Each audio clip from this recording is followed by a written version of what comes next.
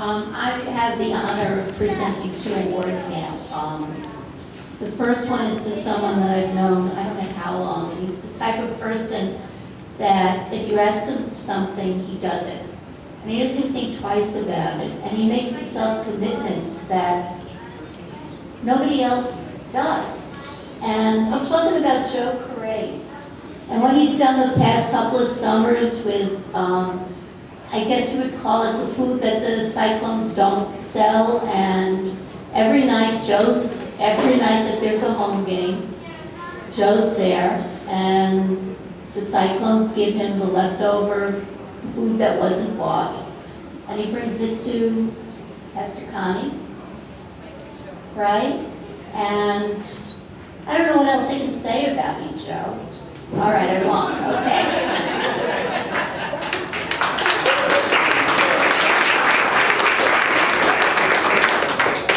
Thank you, Frank.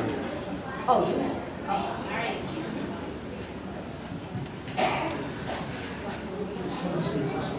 Thank you.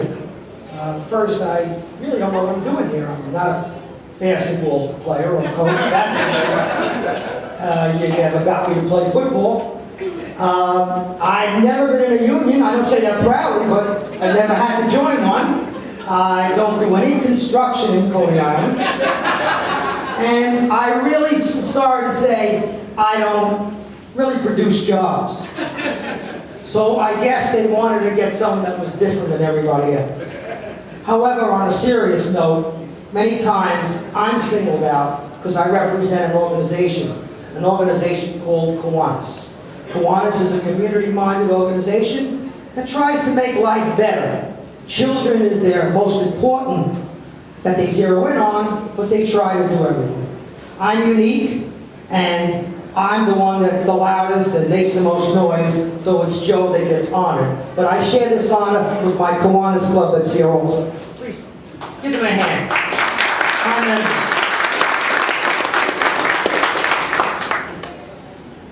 When Kiwanis sees that something can be helped, we're not political, we're not involved in trying to get involved in running things, unless, of course, there's a need to. We're there just to help.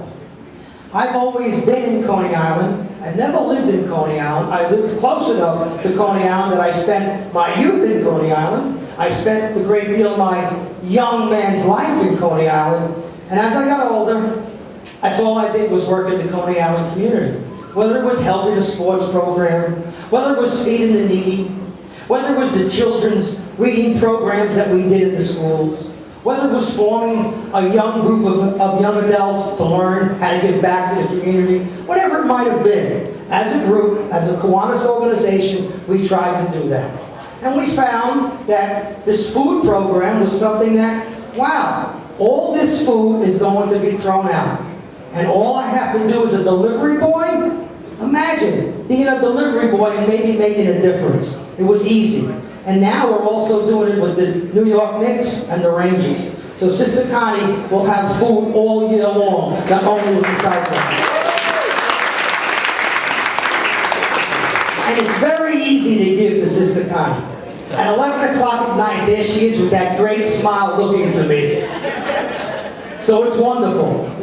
I guess I learned to give back to the community by the example that my mother taught me. She's still giving back to the community in her local church. My mother, Frances, where is she? And last but not least, I've been blessed with a wonderful wife that lets me do these things. Someone has to earn a living while I'm running around trying to be Mr. Volunteer.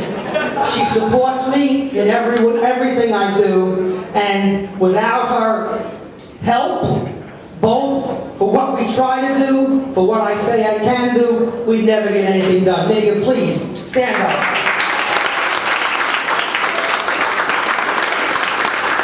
I thank you again for this wonderful award, and I've always been a part of Coney Island. Thank you.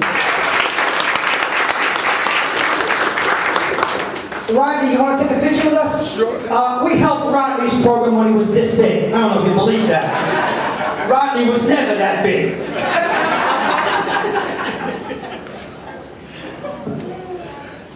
when we got involved with the Sharks, I want to take 1 minute because it's a funny story. Sometimes you can make a difference without not doing anything. We saw the Sharks and they started. They had one football that didn't have air in it. And the kids used to go on the side to change their uniforms because they only had one set of uniforms. So when the offense came back, they took the defense's shoes and they went back. And we were able to keep them going, and we got lucky, and the news came down, and some real elected officials got involved.